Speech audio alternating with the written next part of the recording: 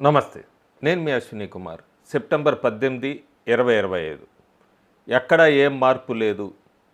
ప్రధానమంత్రిగా నరేంద్ర మోడీయే కొనసాగుతున్నారు. ఎక్కడ ఎలాంటి స్టేట్మెంట్స్ లేవు.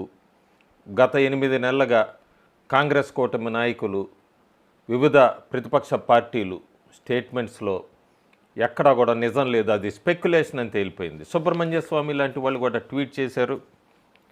మోడీ ఆయనంతటా ఆయన రాజీనామా చేయకపోతే 75th బర్త్డే తర్వాత సెప్టెంబర్ 17 ఆయన పీఎం చైర్ కోల్పోతాడు, ఏదో రకంగా అదర్ మెథడ్స్లో అని. ఏం జరగట్లేదు భారతదేశంలో.